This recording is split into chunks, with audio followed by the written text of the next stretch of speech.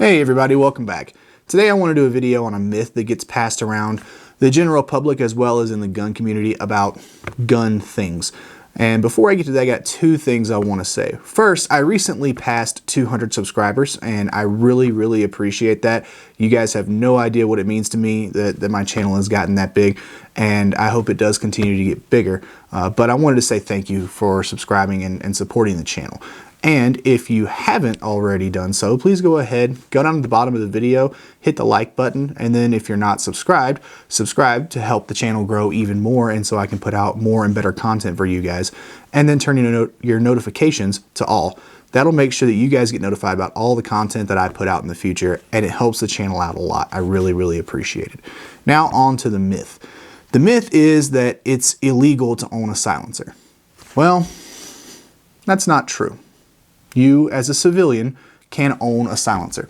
This doesn't belong to any police department or military agency or government agency or anything like that. This is mine. It is totally legal to do, but why is the myth that it's illegal? Why does that myth exist? Well, one, word of mouth going around and around, but two, there is a law. It's called the National Firearms Act, and it's actually a series of laws, and it's wholly unconstitutional, by the way.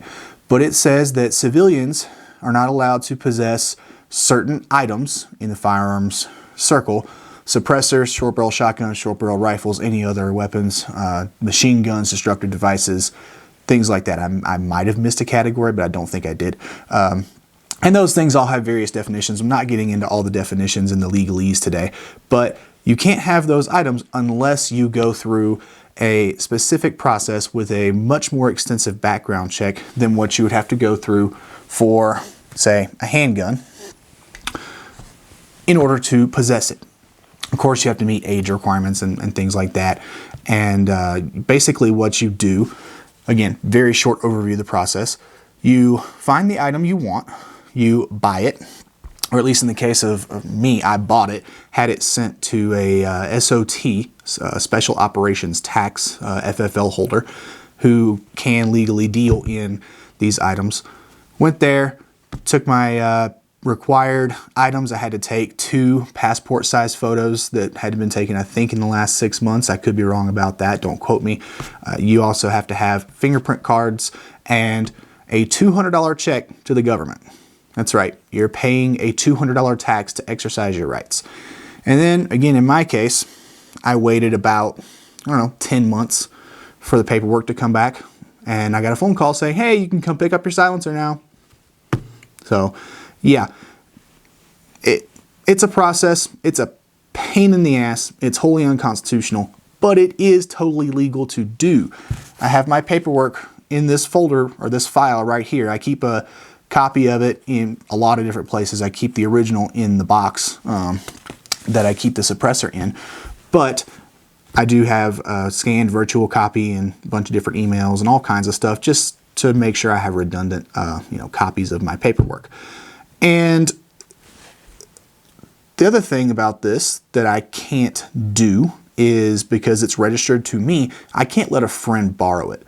If somebody wanted to use this on their rifle, this is a 30 cal can. It's an OSS Helix. It's their previous generation, not the current generation. It's a 7.62 can. If they wanted to use it on their AR-10, let's say, I'd have to go out to the range with them and be there with them to be in control of the item.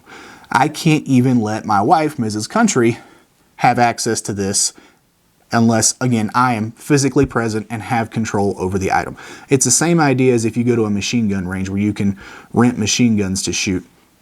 They have to be in control of it while you're there. So that's why you can't just buy it, but you can rent it and shoot it. A little bit long-winded, but anyway, I just wanted to put the video out there, kind of debunk a little bit of a myth. Yes, it's legal to do. Yes, it's a process. Yes, it's unconstitutional. But if you want a silencer or even a machine gun, machine guns are a little different. Again, not getting all the details in this video. If you want any of those items, you can own a freaking bazooka if you want, legally. It's totally legal to do. It's just going to cost you more money and time, and it's going to be a headache to do. And there are considerations after you do have it in your possession that you have to keep in mind. So Anyway, guys, that's all I've got for today. I really appreciate you guys watching. If you have any questions, please post those down in the comments below, or if you want, you can send me an email or a DM on Instagram. I'll have those linked in the description as well as on screen right about here somewhere. So, thanks again, guys. Y'all take it easy. Stay safe out there. Roll Tide, and I'll see you later.